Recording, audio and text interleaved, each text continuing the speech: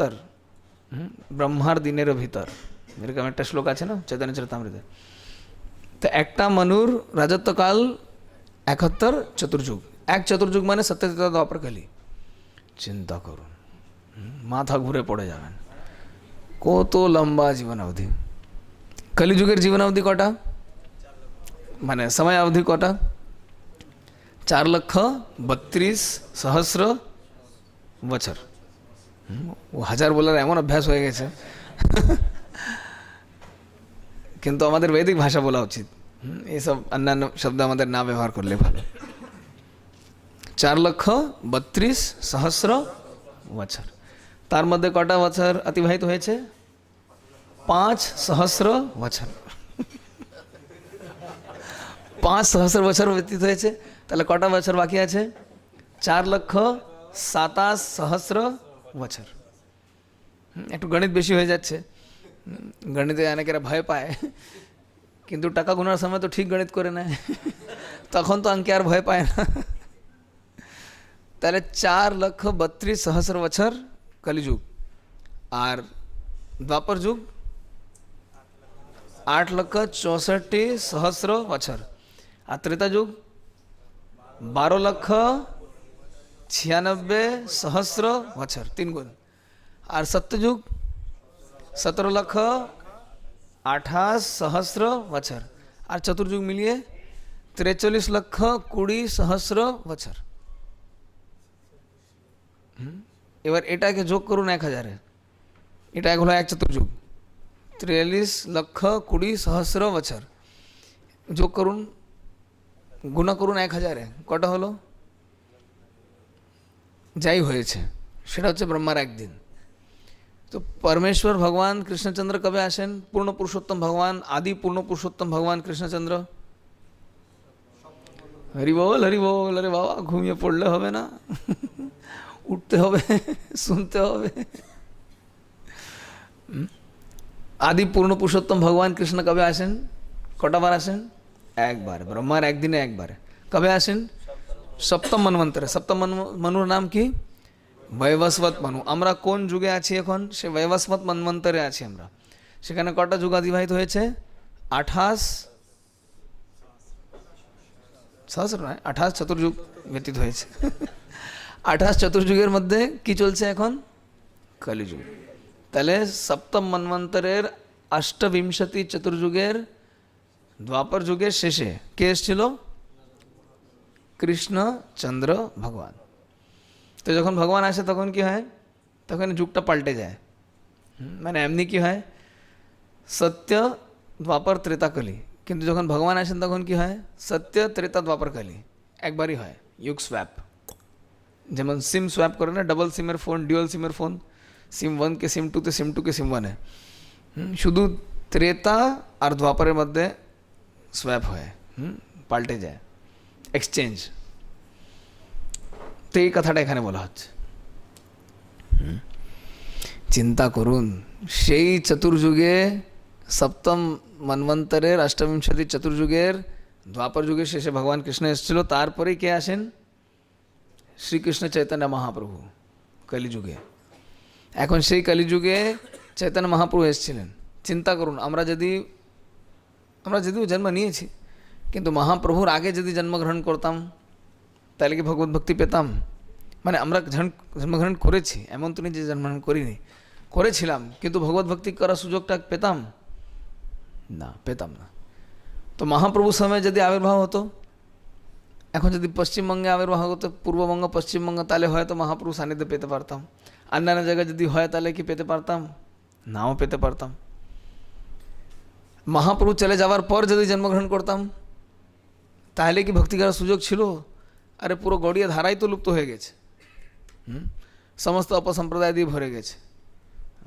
আউল বাউল, নেড়া নেড়ি, কর্তা ভাজা, জাত গোসাই, সখী ভেকি, ছোটধারী, গৌরাঙ্গ নাগরী, সহজিয়া, এই সমস্ত নিয়ে পুরো গড়িয়া ধারাটা প্রায় লুপ্ত হয়ে গেছে। তারপরে শিল প্রভুপাদ এলেন, সারা জগতে প্রচার করলেন, আর প্রচার করার পরে আজকে আমরা ইসকন পেয়েছি। যদি 50 বছর আগে শিল প্রভুপাদের আসার আগে যদি আমি থাকতাম, মানে ছিলাম, অনেকেরা হয়তো ছিল, তাহলে কি ভক্তি করার সুযোগ পেতাম না। শিল প্রভুপাদ যখন ছিলেন তখন যদি আসতাম তাহলে ভক্তি করার সুযোগ পেতাম, হ্যাঁ পেতাম, ভালোই পেতাম। কিন্তু তখন তো ইস্কনে আর সিঙ্গাপুরের ইস্কন ছিল না, তাহলে কি সুযোগ পেতাম? হয়তো পেতাম না। তাহলে এই সময় যে আমি এসছি এটা একদম সঠিক সময়ে এসছি। কখন মনে করা উচিত নয় যাক লেট হয়ে গেছে, শিল প্রভুপাদকে দেখতে পারেনি। অনেক ভক্তের মনে এরকম কি হয়, আক্ষেপ হয়, আফসোস নয় আক্ষেপ হয়। কি আক্ষেপ হয়? শিল প্রভুপাদকে দেখতে পারেনি। আমাদের মাঝখানে একজন আছেন রতিন কৃষ্ণ প্রভু, ওনার মা শিল প্রভুপাদের শিষ্যা। আপনারা চিনেন প্রভুকে? প্রভু এখানে বসে আছেন, এই চাপ দাড়ি নিয়ে, ওনার খুব সুন্দর মৃদঙ্গ বাজান উনি। ওনার, I am telling about you how your mother is a disciple of Srila Prabhupada. তো ওনার মা হচ্ছেন শিল প্রভুপাদের শিষ্যা। চিন্তা করুন, এরকম ভক্ত এতদিন কেউ জানতো না। কেউ জানতেন? আপনারা কেউ জানতেন উনি প্রভুপাদের শিষ্যের পুত্র? হ্যাঁ, প্রভুপাদের শিষ্যার পুত্র। চিন্তা করুন, এত মহান ভক্ত বসে আছে, কিছু বলে না। তো আমরা জানি না আমাদের মাঝখানে যে কে বসে আছে, কোথায় বসে আছে, আমরা যে কোথায় বসে আছি। আজকে যদি ভগবত ভক্তি প্রচার না হতো তাহলে কি আমরা এখানে আসতে পারতাম না। আর যদি নাই আসতাম তাহলে কোথায় থাকতাম? মায়াতে। আর কোথায়? মায়াতে, হোস্টেলে নয়, মায়াতে। মায়াতে ছিলাম, মায়াতে থাকতাম, মায়াতে সুখী হতাম। জয় শ্রী জগন্নাথ বলদেব সুভদ্রা মহারানী কি জয়, শ্রী প্রভুপাদ কি জয়। তাহলে আজকে আমরা মায়া থেকে যে বেরোতে পেরেছি, কেন বেরোতে পেরেছি? কেন? শিল প্রভুপাদের শিষ্যরা এখানে এসে প্রচার করেছেন। শিল প্রভুপাদকে এখানে ঢুকতে দেয়নি, এয়ারপোর্ট থেকে ফিরিয়ে দিয়েছে। স্বামীজি আপনার এখানে কোনো প্রয়োজন নেই, ফিরে যান। এটা হচ্ছে কলির সাম্রাজ্য। আমাদের শত্রুকে কলি, মায়া আমাদের শত্রু নেই, আমাদের শত্রু হচ্ছে কলি, কলির সাম্রাজ্য। তো এই যে আমরা সুবর্ণ সুযোগ পেয়েছি, কবে কবে সুযোগ পাওয়া যায়? আবার এরপরে যখন জন্মগ্রহণ করব তখন ইস্কন থাকবে কি থাকবে না কোনো গ্যারেন্টি আছে? 10,000 বছর পরে জন্মগ্রহণ করলাম, এখানে অনেক হরে কৃষ্ণ করেছি, মনের মধ্যে অনেক কিছু ভেবেছি, যদি এটা পেতাম, যদি ওটা পেতাম, স্বর্গের সুখ পেতাম, হরে কৃষ্ণ করছি। ভগবান তো হরে কৃষ্ণ স্বয়ং ভগবান রাধাকৃষ্ণ আমার ইচ্ছা পূরণ করে দিয়েছে, আমাকে স্বর্গলোকে পাঠিয়ে দিয়েছে। এখানে 10,000 বছর অতিবাহিত হয়ে গেছে, আবার পৃথিবীতে এসেছি, সিঙ্গাপুর, বাংলাদেশ, ভারত, জন্মগ্রহণ করলাম, ইস্কন তো চলে গেছে। আর সে ভগবত ভক্তি করার সুযোগ যদি নাই পাই তো কী লাভ? এই উইন্ডোটা 10,000 বছরের জন্য খোলা আছে। ভগবত ধাম যাওয়ার সুযোগ, সুবর্ণ সুযোগ, সহজ সুযোগ কত বছর আছে? আর তার মধ্যে আর 60 বছর বেরিয়ে গেছে। 60 বছর ইস্কন স্থাপন করে কত বছর হয়ে গেছে? এখন 2026-এ 60 বছর হয়ে যাবে। 10,000 থেকে 60টা কমিয়ে দিন, কটা বাঁচলো? 9,940 বছর। হ্যাঁ, বা 100 না বলে 100 বলে, তাহলে আরও কনফিউজ হবে। যাই হোক, তো 9,940 বছর বাকি। চিন্তা করুন, 60 বছর তো বেরিয়ে গেল, আরও বেরিয়ে যাবে, জীবনটাই বেরিয়ে যাবে। এই স্বর্ণ সুযোগ আর নেই। তো এই যে স্বর্ণ সুযোগ আমরা পেয়েছি, আমাদের কী করা উচিত? আমাদের খুব নিষ্ঠা সহকারে, গম্ভীরতা সহকারে এই ভগবত ভক্তি অবলম্বন করা উচিত। ভগবানের কেমন ব্যবস্থা, আপনাদের কারো পরিবার এখানে নেই, পরিবার যদি থাকতো তাহলে কি হতো? আরে ছুটি দিন চলো, সবাই যায়, ফুর্তি করতে যায়, ঘুরতে যায়, কেনাকাটা করতে জীবন শেষ হয়ে। অনেকেরা মন্দিরে এসে এমন কেনাকাটা করে, এখানে তো আর সুযোগ নেই, কিন্তু বড় বড় মন্দির যেখানে বড় বড় দোকানঘর থাকে ওখানে এসে এমন কেনাকাটা করে, ভাই কেনাকাটা করতেই জীবন শেষ। না, আমাদের দেখা উচিত যে আমরা মন্দিরে কেন আসি। এখানে আসলে আর অন্য কোনো সুযোগ নেই, শ্রবণ কীর্তন বিষ্ণু স্মরণ, বাস এটাই, এই ছাড়া অন্য কিছু করা যায় না। তো আমরা যে খুব সুন্দর সুযোগ পেয়েছি, আমাদের কী করা উচিত? এটাকে কাজে লাগানো উচিত। কীভাবে কাজে লাগাবো? তো এখানে যখন আমরা আসি বা আবার রুমে ফিরে যাই, বাসায় ফিরে যাই, আমাদের নিয়মিতভাবে ভগবত ভক্তি সিদ্ধান্ত যেন আমরা পালন করতে পারি। নিয়মিত 16 মালা করতে পারি, নিয়মিত 4 নিয়ম পালন করতে পারি। চিন্তা করুন, ভক্তদের বাহিরে যদি থাকি, ভক্ত গোষ্ঠীর বাইরে থাকি, 4 নিয়ম পালন করা যে কত বড় চ্যালেঞ্জ। হ্যাঁ, কি যে কষ্ট, 4 নিয়মই পালন করা যায় না। হয়তো আপনি বাসায় রুমে আছেন, একা আছেন, চারিদিকে সবাই মদ সিগারেট খাচ্ছে, সবাই বিড়ি খাচ্ছে, মানে এত, আমি তো কোর্ট রুমে যাই প্রায়, কোর্ট কাছারি অনেক করতে হয়, তো সেখানে যাওয়ার পরে এমন পুরো এখান থেকে ওখান পর্যন্ত বাদল, হ্যাঁ, মেঘ, কিসের মেঘ, সে ধোঁয়ার মেঘ, সব ছেলে তো ছেলে, মেয়েরা তো আরও বেশি বিড়ি খায়, মেয়েরা আরও বেশি ফুক্কি মারে, সারাদিন ফুক ফুক ফুক ফুক ফুক ফুক পুরো ভরে দিয়েছে। আমি পুরো এরকম এরকম ছাটি, ভাই দেখতে পাচ্ছি না, একটু যাই ওই দিকে, ওইখানে যেতেই তো অবস্থা খারাপ। হ্যাঁ, কোথায় করবেন ভাগবত ভক্তি? তো আমরা যে স্বর্ণিম সুযোগ পেয়েছি, কী করা উচিত?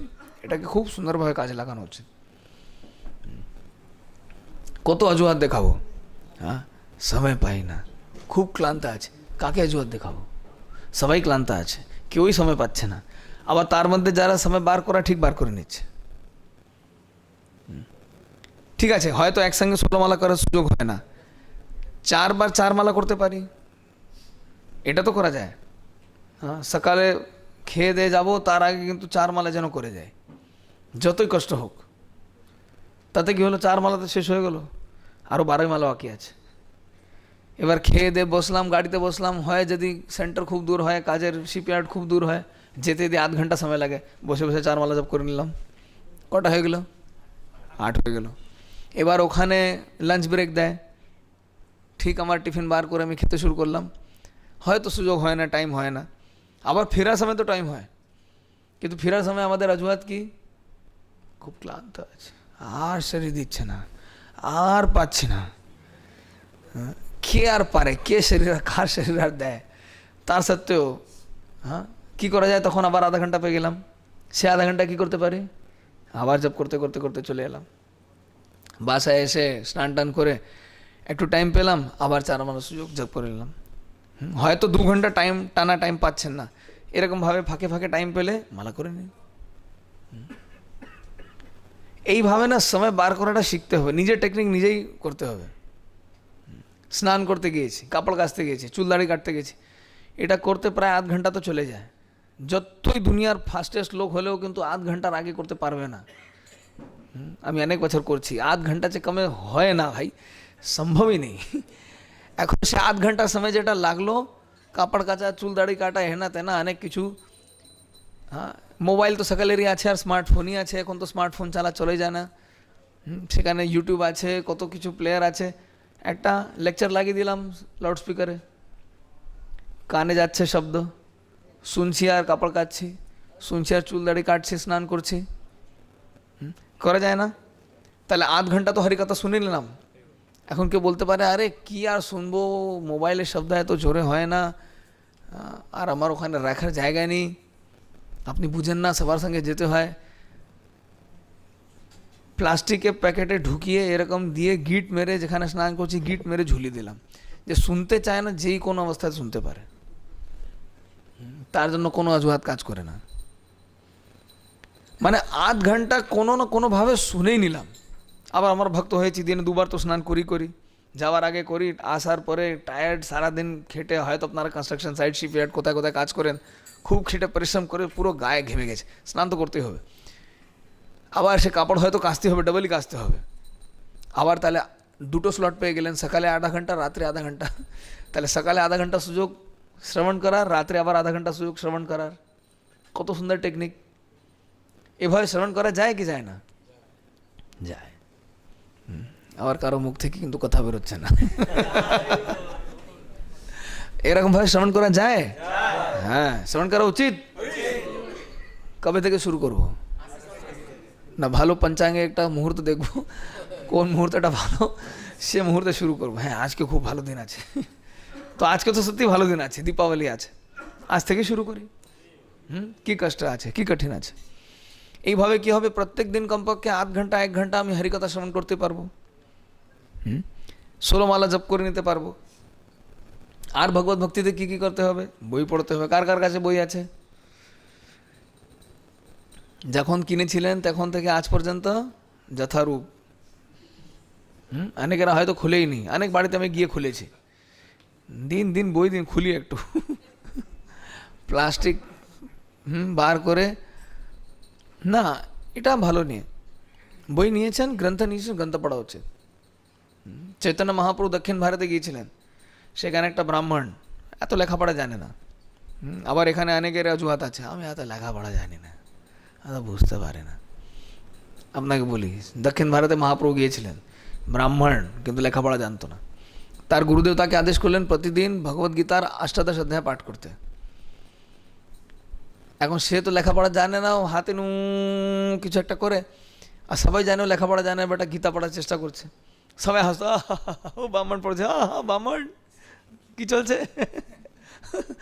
হাসতো সবাই। এবার সে কাউকে কিছু বলতো না, সে নিজের মতো পাঠ করে যেত, যে গুরুদেব আদেশ, আর খুব ক্রন্দন করতো। সবাই বলছে বেটা পড়তে পারে না, আবার ক্রন্দন করছে, নাটক দেখো। হ্যাঁ, সবাই উল্টা পাল্টা বলতো। চৈতন্য মহাপ্রভু গেলেন, চৈতন্য মহাপ্রভু তো ভগবান সকলের হৃদয়ের মধ্যে বসে আছেন, তিনি জানতেন। তিনি গিয়ে কি বললেন যে আপনি কি করছেন? তো মহাপ্রভু, আসলে আমার গুরুদেব না আমাকে আদেশ করেছিলেন প্রতিদিন গীতার 18 অধ্যায় পাঠ করতে। আমি তো এত শিক্ষিত নেই, লেখাপড়া জানি না, শ্লোকও পড়তে পারি না, তো চেষ্টা করি আর কি। মা বললেন ঠিক আছে, আপনি লেখাপড়া জানেন না, কিন্তু আপনি পড়ছেন আবার ক্রন্দন করছেন কেন? তিনি বলেন না, যখন আমি গীতা হাতে নিই তখন আমার চোখের সামনে সে ছবিটা ভাসে যে কৃষ্ণ তার ভক্তকে কতটা ভালোবাসেন, যে তার ভক্তের জন্য তিনি নিজে সারথি হয়ে গেছেন, মানে চলতি কথা ড্রাইভার হয়ে গেছেন। তো তখন আমি নিজেকে ধরে রাখতে পারি না, তিনি পরমেশ্বর ভগবান, তিনি সারা দুনিয়ার মালিক, তার জন্যই আমরা বেঁচে আছি, আবার তিনি তার ভক্তের জন্য কি হয়ে গেছেন? ড্রাইভার হয়ে গেছেন, সারথি হয়ে গেছেন।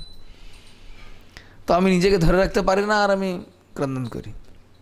মহাপ্রভু সঙ্গে সঙ্গে তাকে গিয়ে আলিঙ্গন করলেন।